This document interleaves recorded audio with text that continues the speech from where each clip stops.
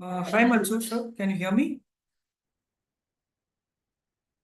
I have made you the co-host. You can unmute yourself. Yes, I can hear you. Hi, how are you? Long time. We are getting in touch again. Yeah, yeah. Can you hear me? Yeah, I can perfectly hear you. Okay, sure, Mansoor. We will start the session at 7 p.m. Yeah, yeah. So we have more 15 minutes. So the session will be like I'll be giving a small introduction about Galvanize and about you. Then I'll be handing over it to you. So you can take over Okay. from there. I'll be using a presentation, so you'll have to just unlock sharing also on my. Yes, yes. I have made you the co-host, so you can do Okay, everything. perfect, perfect. Okay, sir. Thank you. Welcome. Thank you.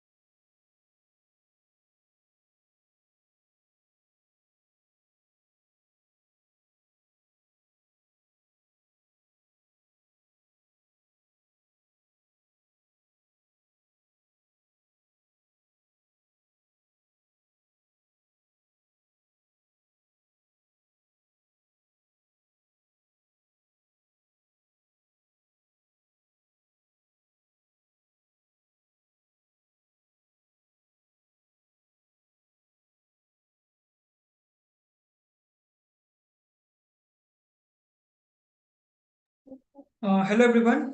We'll start the session in next 5 to 10 minutes. We are waiting for people to join in. So we request you to hang on the Zoom room and we'll start the session in some time. Thank you.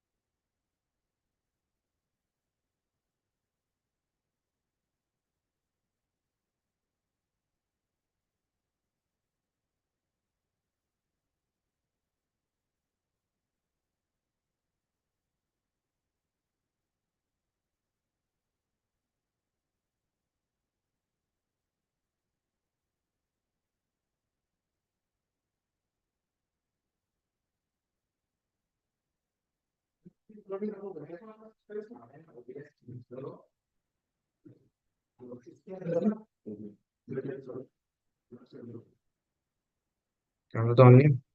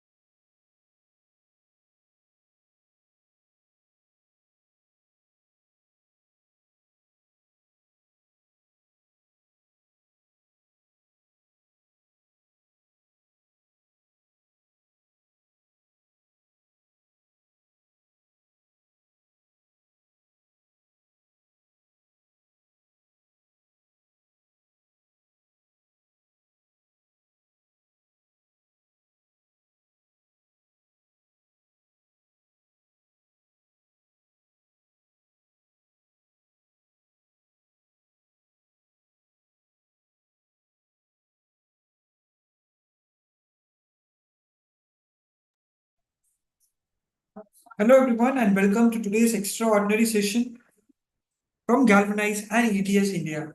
So, before we get started, I just want to give a quick heads up about what Galvanize is and what we do. We change lives, as you see on the screen. Your trusted partner to fulfill your dreams of studying abroad. We help with test preparations. So, Galvanize Global Education provides end to end personalized solutions for students and working professionals aspiring to pursue a global degree abroad. We help with personalized test preparations for SAT, GRE, TOEFL, and IELTS. We also help with the admission counseling for your bachelor's degree abroad, master's, MBA, and doctorate degrees. Apart from that, we also assist you with the right loan providers, courier services, forex, and many more things, which are included in the pre-departure services. The team is founded and managed by alumni of Stanford, IIT Madras, and IIM Ahmedabad. Students from 65 plus countries have chosen Galvanize for the study abroad journey. You can see the countries are listed here in the alphabetical order, right from Afghanistan to USA. We have helped students to reach 1,000 plus universities across 18 plus countries. We have helped students to get into more than 140 plus specializations in different degrees. Up next is like what student says that matters. I will be sharing you the feedback of our services on Quora, which the students have written by themselves. The links of those answers on the chat box. You can take a look and decide. We have 1 million plus users from 195 plus countries and a global rating of 4.7 out of 5 for all the three apps which we use. Presenting the host for the day, Dr. Mansoor sir. Dr. Mansoor completed his PhD in learning behavior and has since taught students for the TOEFL, GRE, GMAT, IAS, SAT, for everything you see, he has taught for everything. In his teaching career spanning of 26 years, he has been the academic director or academic head of international training organizations such as ETS, the Princeton Review, RNA, and Indian test prep organizations such as Career Launcher, IMS, IAS Study Circle, Jamboree, Ivy League, etc. He is the academic head of Ivy League Career Services and also teaches psychology, essay writing skills, and CSAT to IAS aspirants at Rouse IAS Study Circle. Presently, in the role of Master Trainer at ETS, he transfers teachers for ETS. A certified Master Trainer of IYF, he is adept at training and polishing young adults in offline and online modes. Over to you, Mansoor sir. We can start from there. Sir, you're on mute. Good evening, everyone. Just give me a moment to put on my slide.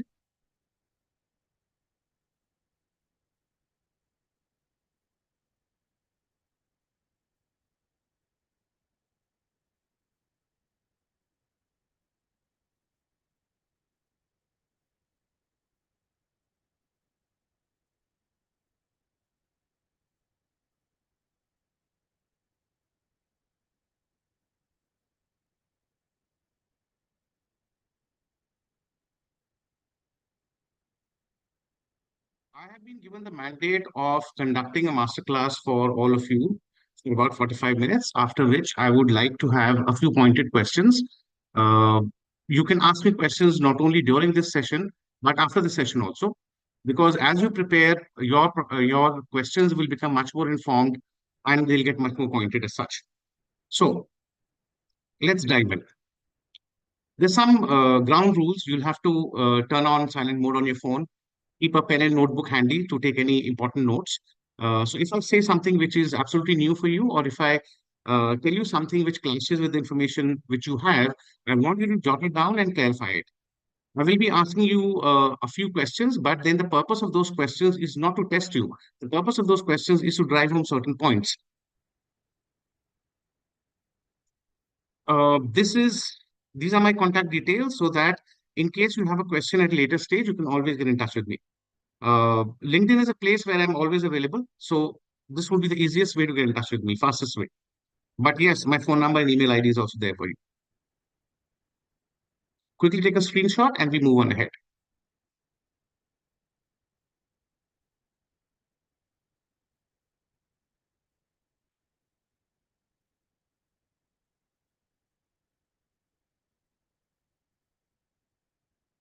Okay. The purpose of today's session is to familiarize you with the test structure and the basic essence of how this testing really is conducted and how it is different from all the tests that you've taken so far in your life.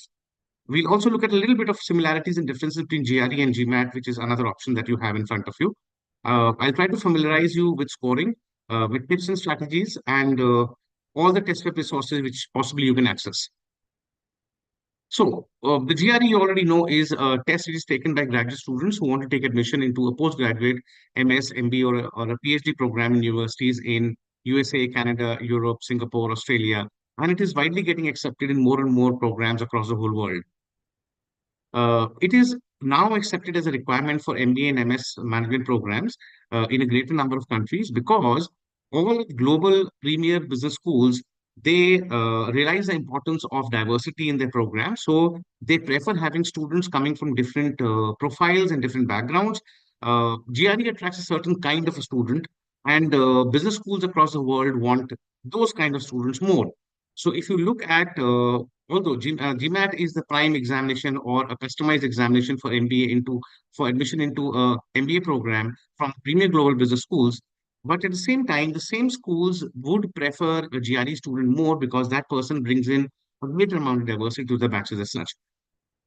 Since 1949, GRE has been created and administered by ETS, Education Testing Services. And it is offered as a computer-based examination administered at various testing centers. First of all, let's be very clear about the role of GRE in the admission into master's programs in US.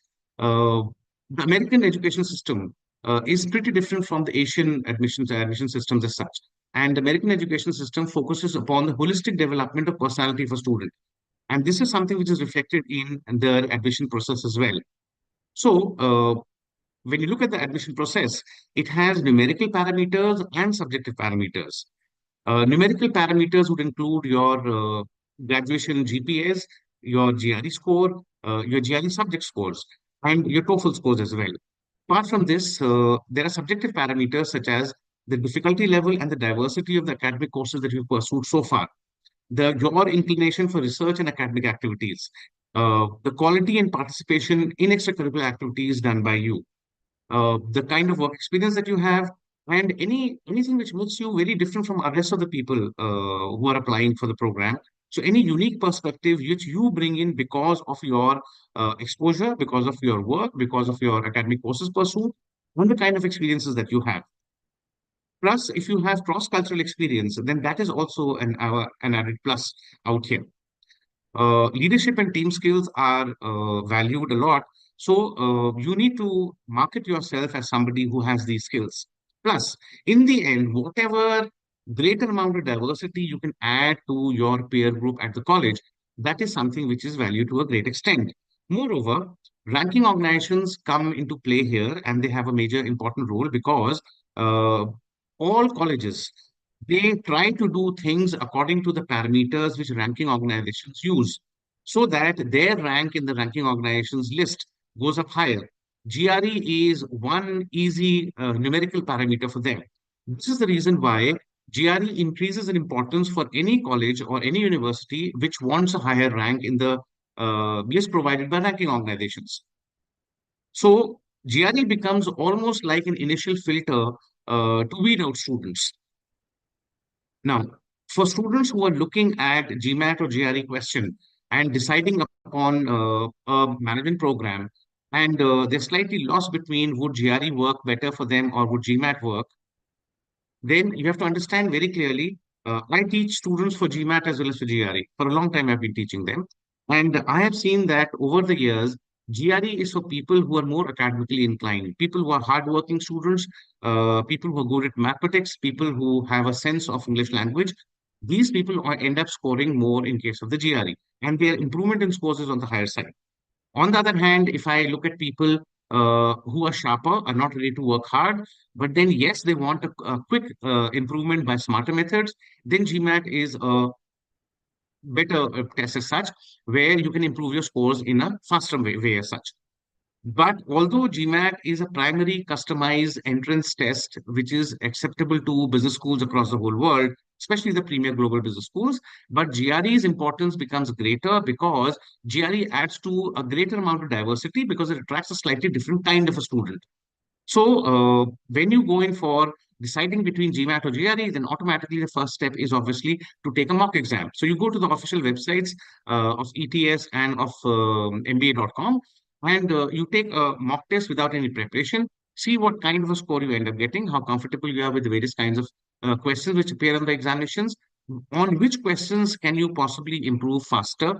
That should be the examination which you should definitely think for.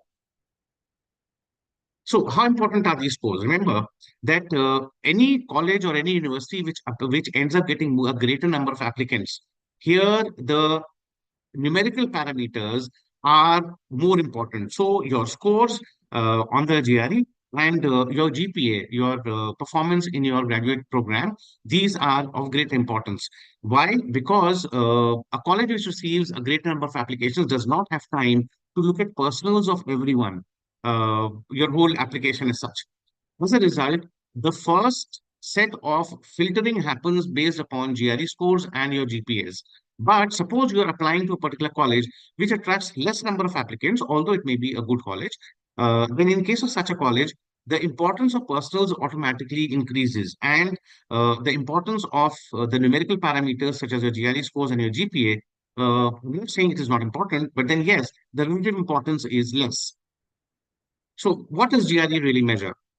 In case of today's session, this is one particular question for which I want you to have a clearer answer.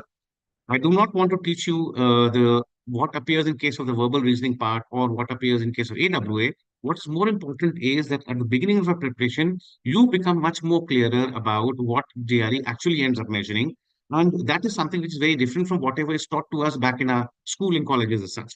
So if you look at the written syllabus, the explicit syllabus, then the quantitative section checks you for your basic mathematical skills, your understanding of elementary concepts, your ability to reason in a mathematical manner or quantitative manner, and your aptitude for solving quantitative problems, your ability to interpret graphic data which is presented in case of the questions. In case of verbal section, they test you for your ability to understand and evaluate what is read and to recognize basic conventions of standard written English, and then you have to go in for giving your answers. The AWA part checks your ability to think in a much more critical manner and have the ability to communicate complex ideas through writing. This is what the syllabus actually looks like. But let's understand a few things. That this test, what actually it measures is more often than not is how good a test taker you are.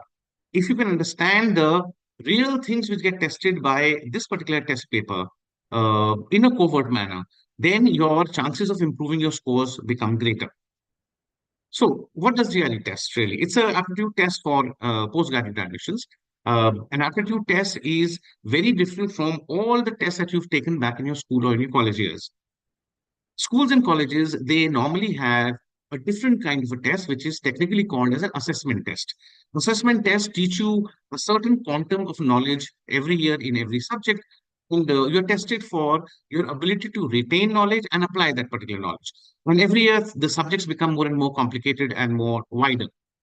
So there's a huge amount of focus upon mugging up. There's a huge amount of focus upon retaining information and spilling it out in the examination hall. Plus, there are certain clear rules which your teachers lay out for you. And unless and until you follow those rules, even if you've given the right answer, that is not so very important. For example, in case of mathematics, if you do not follow the exact procedure which a teacher has prescribed and taught to you, then you do not get complete marks, even if you've given the right answer. So in a school examination, when you're doing a mathematics question, half the marks are given for the procedure, which has to be the right procedure according to the teacher, and half the marks are for arriving at a correct answer, which is right up to, say, 4 points of decimals as such. If you don't do this, you don't get marks. On the other hand, in case of aptitude tests, here the focus is not upon procedure. Here, the focus is upon, do you have the ability to arrive at the right answer in a shorter duration of time? More questions and smaller amount of time automatically changes the whole direction of this particular examination. So GRE is an aptitude test. So what is really an aptitude test? All aptitude tests are basically modified intelligence tests or modified IQ tests. So this test checks you whether you have the desired potential and attitude for following or pursuing a certain academic course, which is pretty rigorous. As a result, if you look at your intelligence or your IQ broadly, which is the foundation of this particular examination, then your intelligence depends upon the kind of genes that you've inherited from your parents. So if you have intelligent parents, you would automatically have be intelligent. You were born intelligent. And this intelligence which you have at the time of your birth because of your genes, because of your genetic makeup, this is not very important because most of your intelligence develops after you are born, when parents do not have much of a role to play. And this intelligence develops because of your using your own brain. If you use your brain more, it acts like a well-oiled machine. Automatically, that translates into a higher amount of intelligence. So, basic thing is that you need to be somebody who has been challenged, somebody who has used his or her brain more. And the only reason why you have to use your brain from birth till this particular age at which you are is because of your academic programs. Moreover, it has been found that it is not just using your brain which is important here for developing your intelligence. People who are actually intelligent, they seek situations which will give them reasons to use their brain. That is called as an enabling environment. So the kind of environment that you are in also improves your intelligence. Plus, even nutrition has a role to play. For example, if you are from the hills and you do not get enough of iodized salt, then automatically you would not be as intelligent as people from the plains. So this is the reason why iodized salt is something which is mandatory in our country. So how is this intelligence really tested through the GRE examination as such? Uh, every IQ test measures four broad areas. So let's understand those four broad areas. All of those four broad areas are areas because of which you had to use your brain more. They were difficult for your brain to handle. The first difficult thing which you do in your life is that you develop language skills. Being Indians, you not only have to learn your own mother tongue, you also have to learn a second language, which is English language for you. So, learning a language is actually one of the most difficult tasks in the world, and your brain gets challenged because of it, and you have to work harder and harder to become better and better at language. And nobody is really perfect at language. So, there's so much of scope for learning that you continue learning language almost all of your life. Learning a language, if it is something which translates into having a sharper brain, then automatically easiest way to measure intelligence of somebody would be give that person a few questions based upon intelligence or upon language. And if the person can answer them, then automatically that person will end up getting a higher score on an IQ test.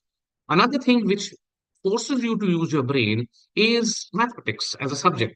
So if you have studied mathematics back in your school and you worked hard upon it, whether you ended up being weak or whether you ended for becoming somebody whose strength was mathematics, in both situations, mathematics has forced you to use your brain so much that it would definitely have translated into a higher intelligence for you also.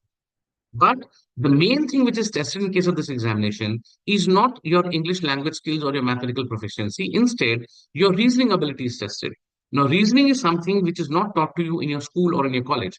At the same time, reasoning is also the first thing which you learn immediately after birth. So, everything which helped you survive in your life, you survive because of your reasoning skills. And if people think that English and mathematics are being tested in case of this examination, no. English and mathematics are the languages in which the reasoning questions are framed. This is the reason why English question on the GRE is different from the kind of English which has been taught to you back in your school. Whatever rules apply in school for English as a subject, those rules do not work upon the GRE, because GRE is testing you not for your English, it is testing you for your reasoning ability in the language of English. So this has to be imbibed. The same is the case with mathematics also. Mathematics also has the same kind of syllabus which you have seen back in your school days. In your schools, you've been taught arithmetic, algebra, geometry, you've been taught modern maths, etc. And all of the same things come in case of this examination as well. But at the same time, the questions are different because here mathematics is not being tested. Your ability to reason out in mathematics question is what is really being tested. Plus, there are some strange ways in which human beings who are very intelligent behave. You and I, normal people, we would have an IQ somewhere in the range of 100, and that is considered to be perfectly normal. But people who have an IQ level of anywhere around 160 plus, these people have a different perception and a different way of thinking and working. That ability is also tested in case of this examination. So there are certain questions which a normal for in which a normal person will pick up one answer, while a very intelligent person will have a tendency to pick up another answer. That has to be imbibed very properly by you. Plus, apart from all of these skills, the GRE also needs to test you upon certain other things which are important for pursuing an academic program postgraduate level. So, GRE will test you for your critical thinking skills and argumentation skills, because these are very relevant for pursuing a postgraduate program. Your writing skills are tested, and your ability to comprehend difficult instructions which you're going to face in case of a postgraduate level, that is also tested. These are additional elements which get tested. The last point is a reason because of which you have strange looking questions which have a strange structure, something like a quant-com question as such. So that's the reason why quant-com questions appear in case of this examination, or why the data interpretation looks pretty different. Or sentence equivalence questions come in case of your verbal part. So this is what the structure of the GRE was previously. It was a pretty longish test, and now the duration of this test has gone down, and it has become a 2-hour test as such. This was the previous structure, pretty long. It had 1 hour of AWA, it had another hour of the verbal reasoning part.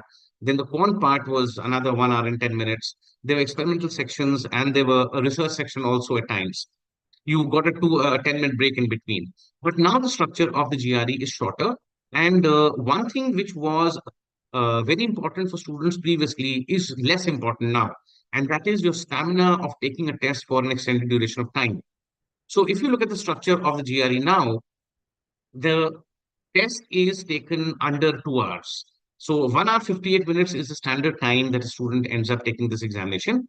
There's an AWA section which ranges for 30 minutes, a quantitative reasoning questions section which has 2 sections of 27 questions total, and it takes about 47 minutes. Then there's a verbal reasoning section which again has 2 sections with 27 questions, and you get 41 minutes there.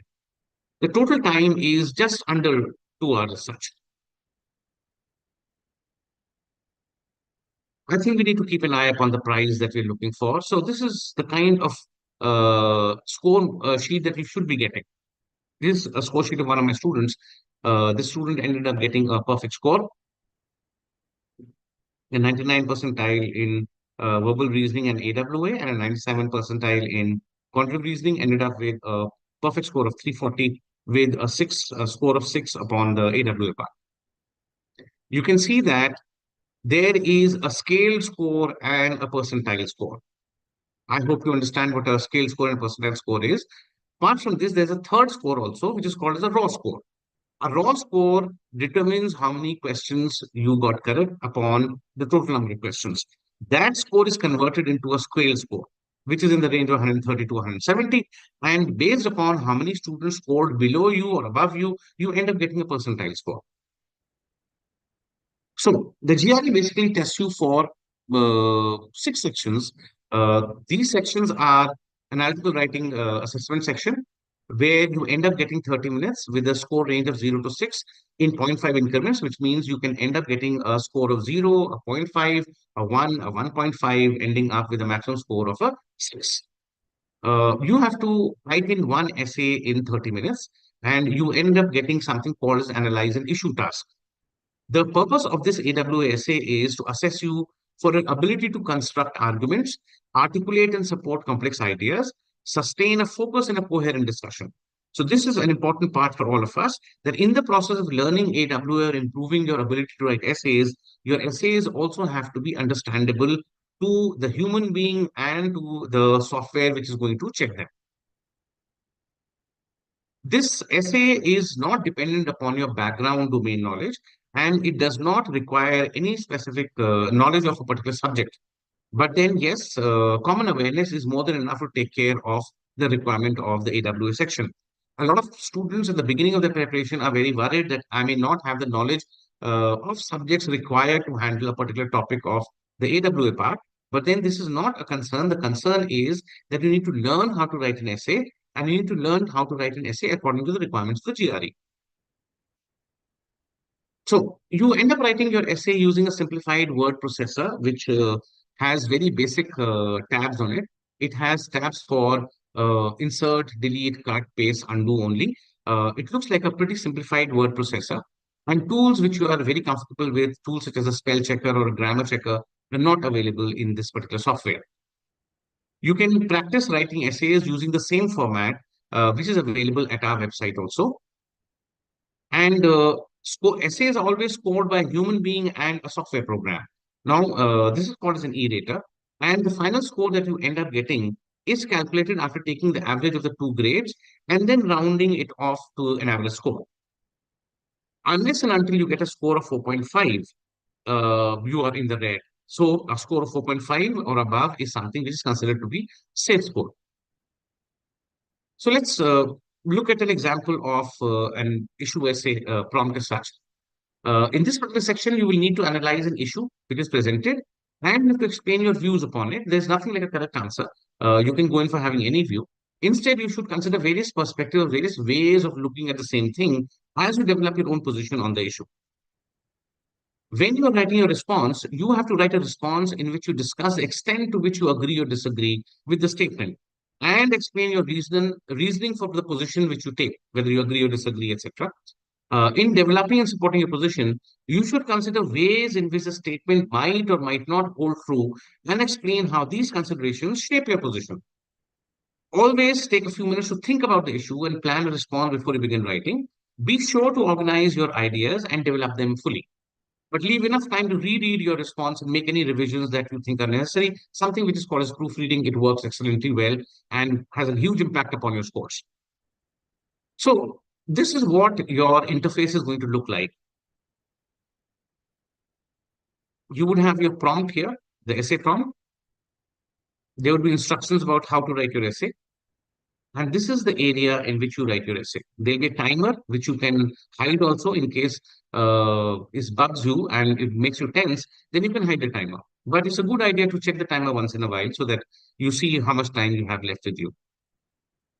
So you only have cut, paste, undo, and redo functions here. And you have to become comfortable using this kind of a format as such. And interfaces looks like this.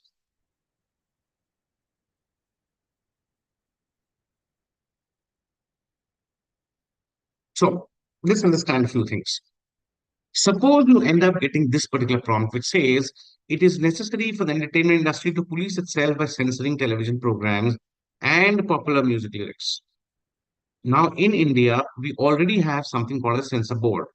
This is an American examination, so the context is also American. There, they do not have a censor board. So you have to understand that. Uh, when you write a response, that response has to look somewhat like this. I'll give you about 3 minutes to read through it.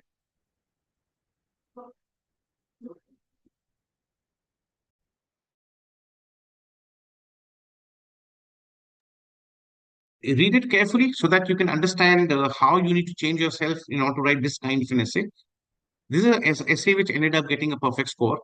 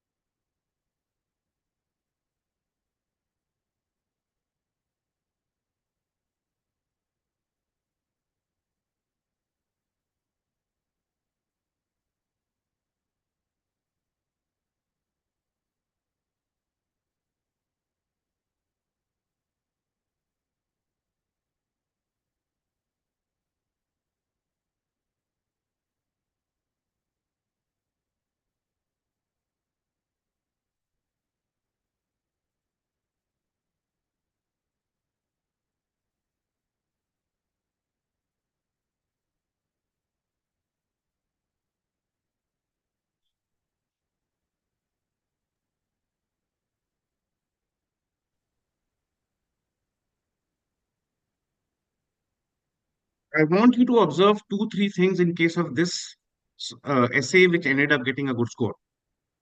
The first thing is you need to be good at something called as argumentation skills. You need to know how what an argument is constructed of. An argument is constructed of a conclusion or a viewpoint and supported reasons. So there's a clear viewpoint which has been given here, and then there are supported reasons also. Apart from this, you also have to take care that when you are giving your reasons, you have to explain them to a dumb enough extent so that anyone can understand them.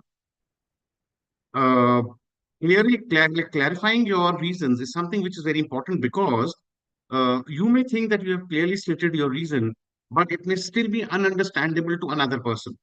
So make it understandable for other people, make it coherent. Apart from this, your essay has to be a pretty cogent one. And also take care that you look at both sides of the coin when you are designing your essay as such. You need to be somebody who has good vocabulary and a good command on English language. And if you have a little bit of critical reasoning skills, then that is something which is essential for writing a good essay. Because in the end, an issue essay is about creating an argument behind a certain prompt which is given to you in case of essays. So if I look at essays, remember you have to break the 450 word barrier in case of your essay. Longer essays fetch comparatively more marks. That's a general observation. And this means that you not only have to give your two, three reasons, you have to explain them properly. That would end up fetching all the words that you require in order to qualify. A five paragraph structure works best. You need to learn critical reasoning argumentation skills to write a technically correct argument essay. And you should practice writing essays using the word processor component of the software which is available at gre.org. There's a huge pool of topics which can be downloaded from our website as such.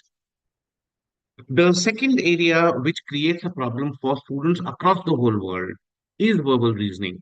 Even for students whose mother tongue is English, even these students end up struggling with this particular part. And for them to improve the scores on the verbal reasoning part is a challenge. We are Indians. If we are Indians, then English is definitely not our mother tongue, except for a few states in the East.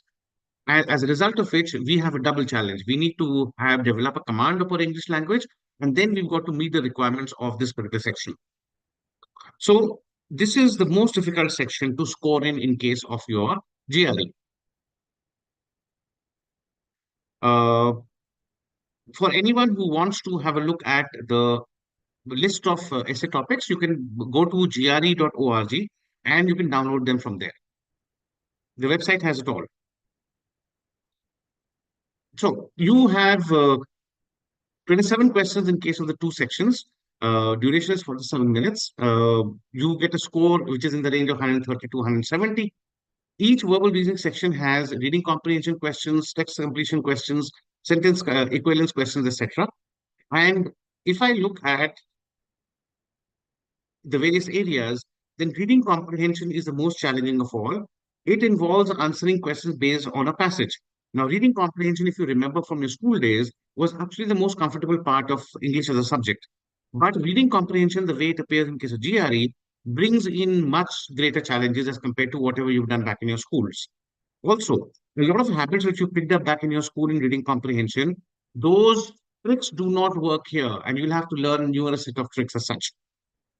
You get passages from various subject areas such as social sciences, history, physical sciences, business related areas.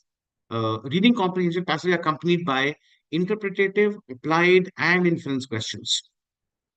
This section will measure the following abilities: your ability to understand words and statements in a reading passage, your ability to understand a logical relationship between significant points or important points and concepts in the passage. You have to draw inferences from facts and statements which are given in those passages. And apart from this, you need to have the understanding and to follow the development of quantitative concepts also when they are presented in verbal material. So you may come across questions where you will have to take care that you do not switch off the part of your brain which knows mathematics as such. Plus, you have to be good at figuring out the author's point of view and whatever argument they are proposing, and what reasons are they using in order to drive home their points or to convince you. In case of reading comprehension, you get various kinds of questions. You get multiple choice questions where you have to select one single answer. You may end up getting questions where you have to select one or more answer choices, or also questions where you have to click upon a particular sentence in the passage which meets a certain description to answer your question. Directions are standard. Directions say that each passage is followed by questions about its content.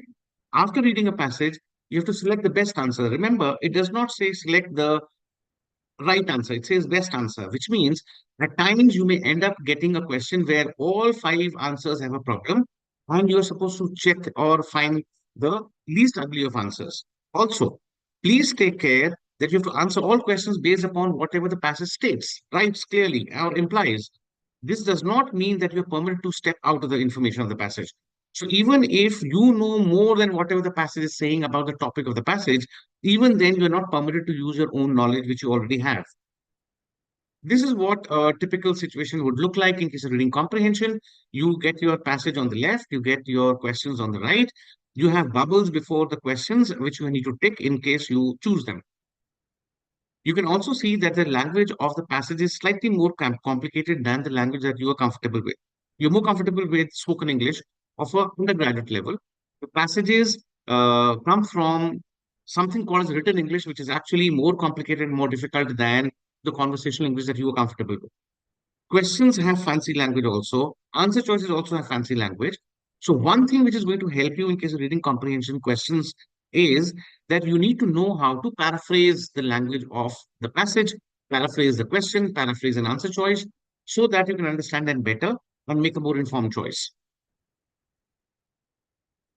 This is what it would look like on screen. Here I'm trying to give you a feel of the real examination. You will have various buttons on the screen saying quick test, exit section, review, mark a particular question to come back to it, help, back or next. You can hide time or you can show time, etc.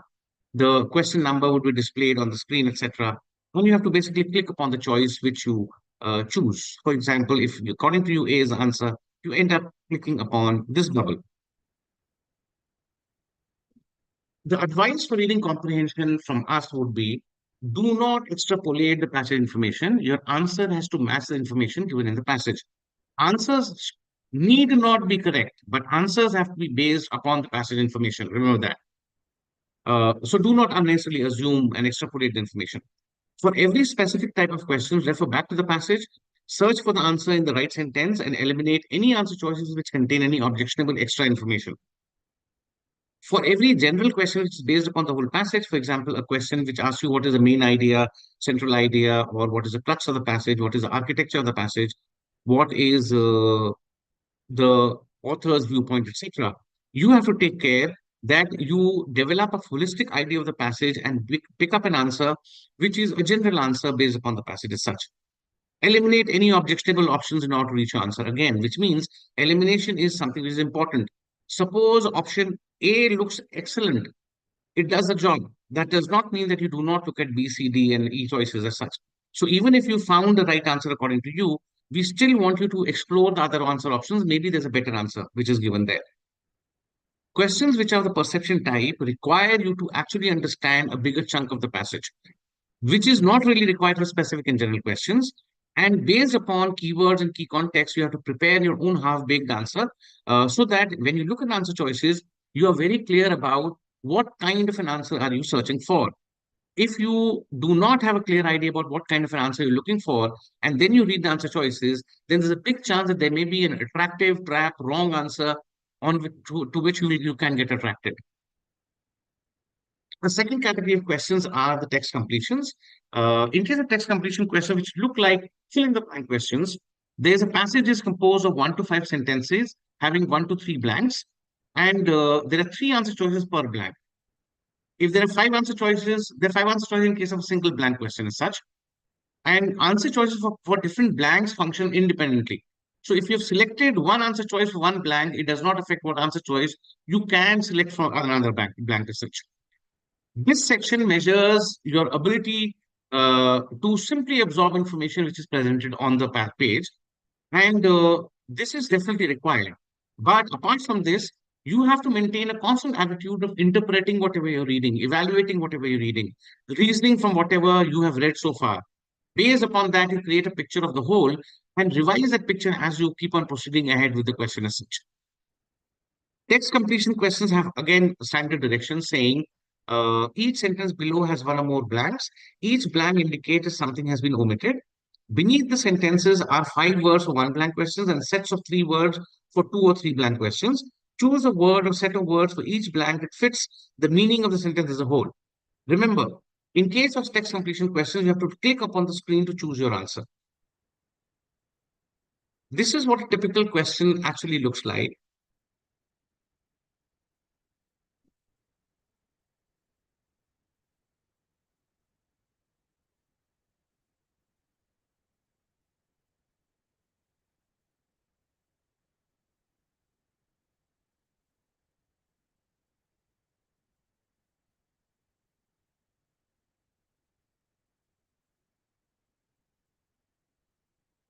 Let's move ahead.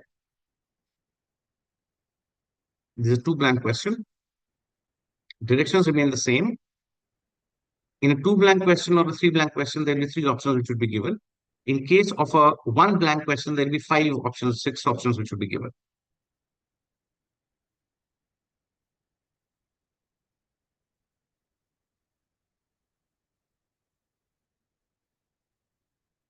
This is an example of a 3 blank question.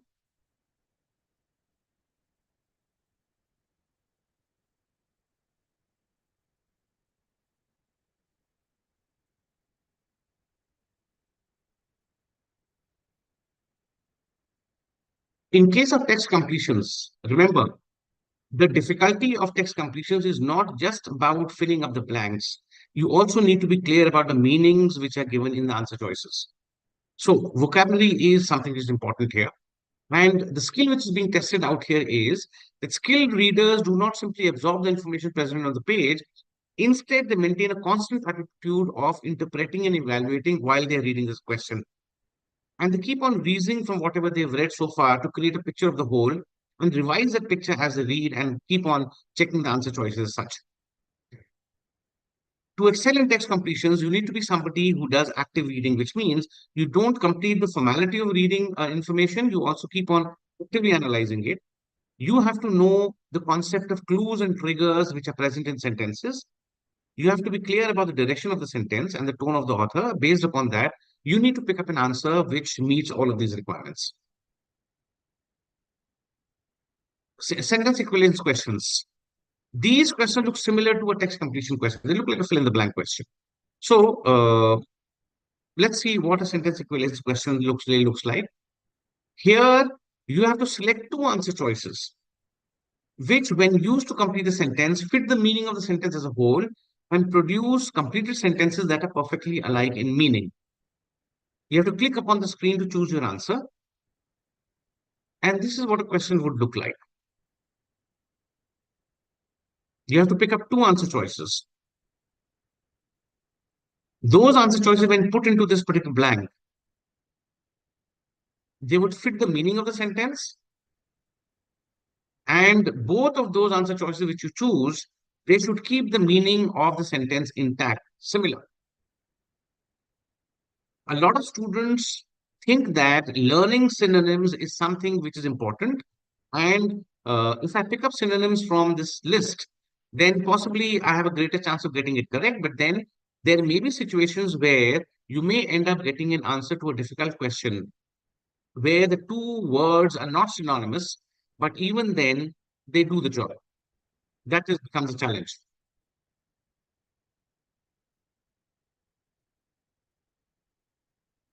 The skills tested are you need to be good at something called as contextual vocabulary, not the dictionary meaning of words, but which words have a synonymous expression of the sentence, but with different choice of words. So for sentence equivalence questions, you need to improve your vocabulary. And this is an advice for the fill in the blank questions also. Look at the sentence in a holistic manner to check whether the two chosen words give the same meaning and sense to the sentence. Always look for synonym, but if you cannot find any synonym among the answer choices, uh, and you know definitions of every word, then correct answers can be non-synonymous also in case of difficult questions. If you do not know a few of the words, do not pick up two words just because they create synonymous sentences. So your focus should be on looking for synonyms in the answer choices, but not upon picking up answer word, two words just because they create synonymous sentences. Choose a word you do not know and match it up with one of the answer choices that work. Okay, this is where we stop. We are perfectly on time. Time now is 7:46, and we've covered the two sections that had to be covered. Ask me any questions that you have in mind. Thanks, Mansoor sir. It was really wonderful session. So yeah, like can you give me permission to share my screen so Oh, that please. Sure, yeah. sure. So yes, we'll give a couple of minutes of break to Mansoor sir. Until then, you can start posting your questions on the chat box so he can take over from there. Until then, we would like to explain about what Galvanize does and how we assist students for the study abroad journey. Galvanize have free top ranked mobile apps for GRE, for your vocabulary preparations, for your SAT preparation with users from 195 plus countries, and we have over 1 million plus downloads across all the three apps. We have our own online test preparations for GRE, TOEFL, IELTS, SAT. Customers from 65 plus countries and 400 plus Indian cities have chosen Galvanize with an average 20 percentile improvement on the scores after we have tested 2,000 students. Okay, our online admission counseling helps you to get best admits with scholarship for your undergrad, master's, doctorate, MBA degrees abroad. Customers from 20 plus countries have chosen us, and we have an admission success rate of 99%.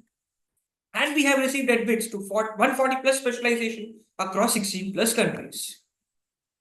Perks and advantages of our test prep courses. We have personalized study plans because each student is different and they need a different study plan. Unlimited Ask an Expert, in-depth analytics and feedback, personalized AWA gradings, practice questions, and full-length practice tests. The major and important thing is we have the updated test pattern. It's most affordable, complete solution. You can know where you stand, and it's an easy way of learning. And you have the expert guidance itself. The test preparation courses are created by alumni of Stanford, IIM Ahmedabad, and IIT Madras. So what we do in admission counseling, we do an profile evaluation call as soon as you sign up with us. We do an university shortlisting based on your requirements and needs. It will be differentiated into three different categories: ambitious, practical, and safe. Up next is we help you prepare your documentations, which is SOP, LOR, and resume. We get inputs from you and create the best outcome possible. Make sure, I would like to give you a quick insight.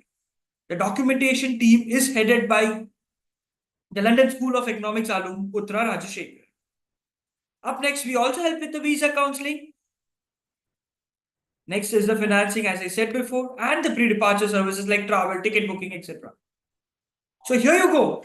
Gain an edge in your study abroad journey by taking a free profile evaluation. I have posted the link on the chat box. There is limited slots available. Generally, we used to charge for this, but today we are giving it for free. Head on to your chat box, use the link, and get your profile evaluated by top admission expert at Galvanize. I repeat, the slots are very limited, and yes, it's completely free for today. As said on your messages, we will also be sharing a free mock test link to all the attendees who have attended today. So until then, I request everyone to fill up the profile evaluation form. I'll pause the screen over here. You can take a screenshot and fill up the profile evaluation form today. A team of experts will be reaching out to you to get your requirements, understand your needs, and give the best output possible. It's completely free today, guys. I request everyone to fill it and take the advantage of it. I will again post the link on the chat box so it will be easy for the people who are joining now. Here you go. Up next is the Q&A session with Dr. Mansoor sir. I request everyone to post your questions on the chat box so we can take up and service ready to answer your questions. So there is one question from Izohili Ali. Like, how do I download the pool of topics? I guess you have Just already go, answered. yeah, just go to our website, gre.org, and you can get a whole list of topics which can possibly come. So these are topics which some of them have already come, others may come. So this is a great list. I do not want you to write essays upon every prompt which has been provided there. Instead, I want you to write essays on a certain number, get them evaluated by teachers, and see what are the areas in which you possibly need to improve. At the same time, I also want you to spend time browsing through the topics to understand that if I get this particular topic in my actual examination, then what are the points which I can possibly write and what is the perspective which I can possibly give. While you all are writing down your questions, I just want you to give you to get certain vital inputs for the beginning of your preparation. Understand very clearly that there's a certain knowledge foundation which is required for you to score higher on the GRE. In case of mathematics, obviously, you need to understand basic arithmetic, algebra, geometry, and modern maths. And when you're doing these areas, please take care that you should do enough of practice of questions in which you do not look at solutions. Instead, you have to develop the ability to understand the question, see what is given in the question, and what is the question asking, based upon which your preparation has to be such that you can think about which concept is being tested, which is a particular formula or a set of formulas that I need to utilize in order to get my answer. This is the first step. Second step is where out of the various ways of solving that particular question, you understand which is the fastest way for me to solve the question. And I can also maintain my accuracy using that particular method. This is normally called as a strategy. So strategy is a method which you have to identify, or the teachers can help you. This should be a method which has least number of steps of calculation. It should have the least number of formulas inside it. Because the more the number of formulas, more the number of steps of calculation, the greater are the chances of you making a silly mistake upon that particular question. And that would invite penalty in the form of inaccuracy as such. Though, so the second step for your preparation is where you develop strategies for solving various kinds of questions. After that, you need to be somebody who has a stamina to withstand a 2-hour test. So take mock exams, learn from your mistakes on the mock exam, and whatever mistake you make in one mock exam, identify it and do not repeat the same mistake in the next one. So there'll be a gradual improvement of your scores from one test to another.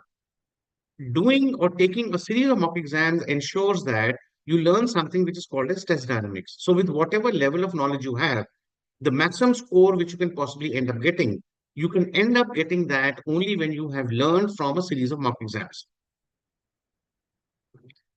Uh, a particular student has asked when one gives the GRE examination. I'm unaware of the timelines and eligibility.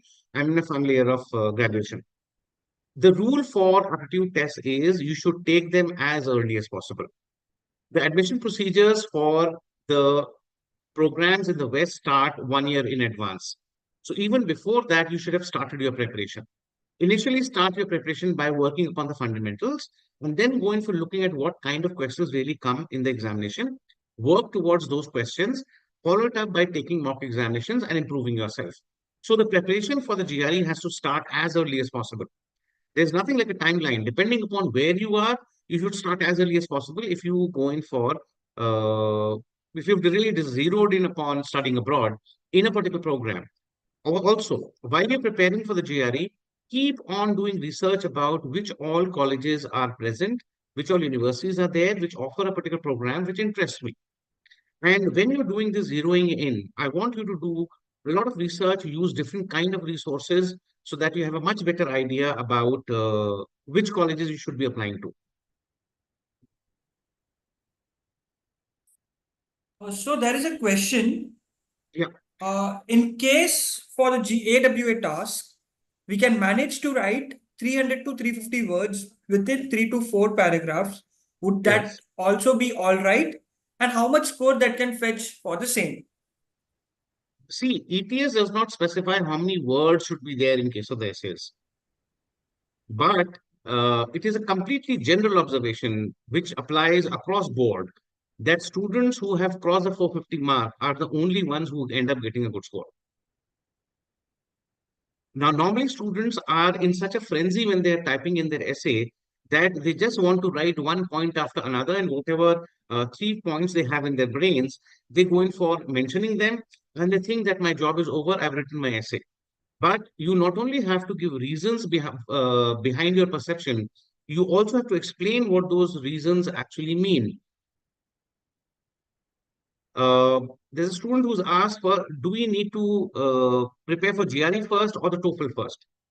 I will always advise that you start your preparation for TOEFL as a first step and take the TOEFL examination earlier than the GRE examination. Compared to GRE, TOEFL examination is easier. Whatever you prepare for TOEFL is going to help you on the GRE also. So you kind of get into the right mood and get primed up for preparing for GRE when you start preparing for your TOEFL. And when your TOEFL score comes and it's a nice one, it gives a boost to your confidence and you end up getting a higher score on the GRE. Also remember, GRE being a test of your intelligence or of your brain works best when it is cool and comfortable. Your brain becomes cool and comfortable only when you do not feel uncomfortable with the topics being tested. So the easiest way to get a good score or a jump in your scores is work hard. If you get tense during a preparation, work harder. Give more time. Pick up more challenging questions, and you'll end up getting a better score. So take the easier test first, which is TOEFL. That the score of TOEFL is going to give a boost to your confidence, and keep preparing for GRE. So I would say start preparing for GRE and TOEFL together, but focus more upon the TOEFL initially, get a good score on the TOEFL, and then take the GRE.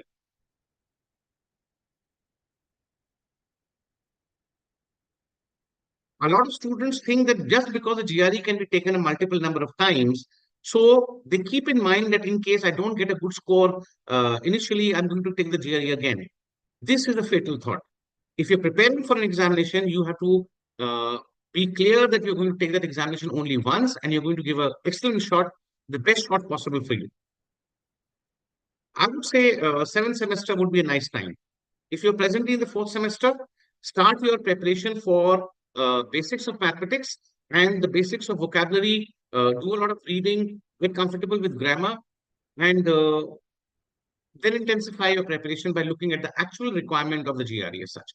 But keep your fundamentals in place first, then move on to the actual requirement of the GRE as such. Because once you pick up your first book for GRE preparation, you will not feel like preparing for the fundamental part. Fundamentals are more important. They have to be in place first. So cover up basics of arithmetic, algebra, geometry, modern maths as a first step. Along with it, work upon your vocabulary, work upon reading a lot of stuff. Read not only fiction, but also non-fiction. Read not only one subject which you're comfortable with, read different subjects. So you have to read more, and you have to read in a wider sense also by getting exposure of different subjects. Then you jump into the actual GRE preparation.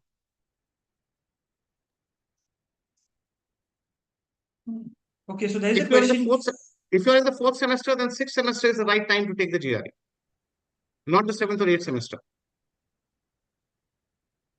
Okay, so there's a bit profile-based questions from Nivedha and what to say? What's her name? Ruchita Raju. I would request you both to fill up the profile evaluation form so our expert can guide you on the right timeline you should follow.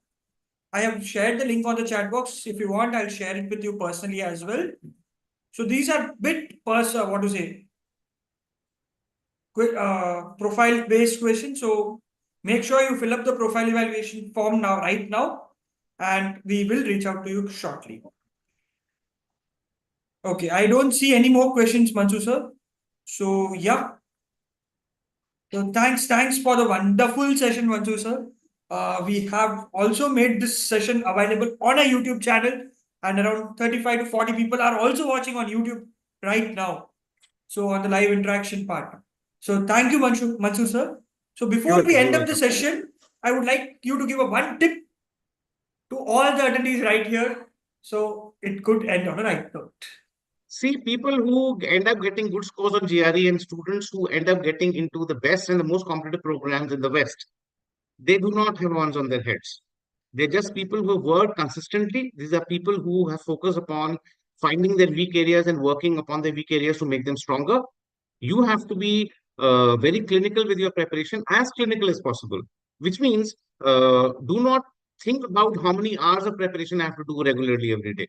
Instead, worry about what are the various topics which come in this examination, how comfortable am I with them, what is my score on a mock test, and how can I improve my score, what skills do I need to have in order to improve my score. So wherever I'm lacking, fill up those lacuna and you'll end up getting a good score. And enjoy this preparation. It's not difficult. Don't worry.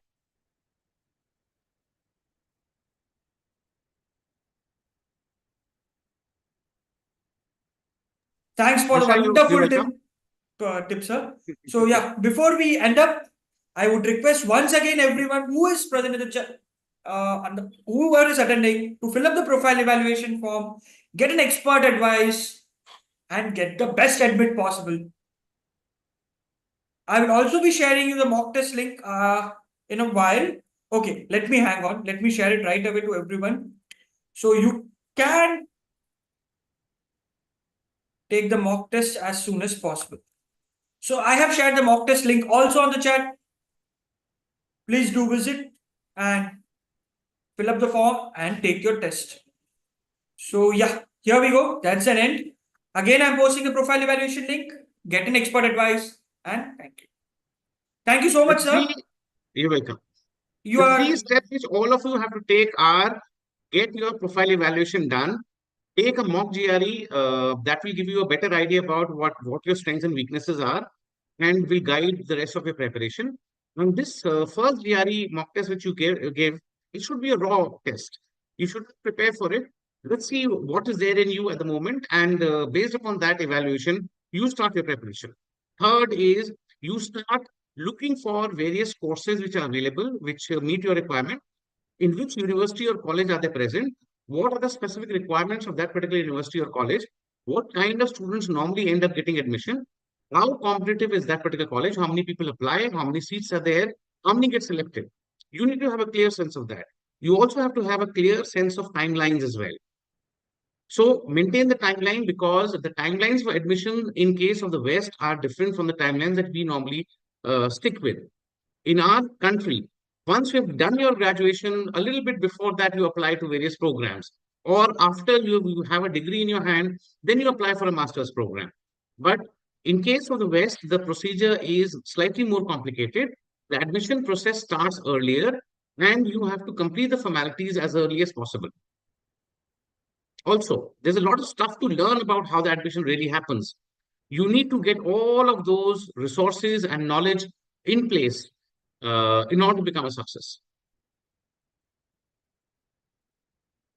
Thanks for the wonderful advice, sir. Thank you, guys. Thank you, sir. Okay, welcome. Welcome. Thank you. Bye bye. Bye. Good night.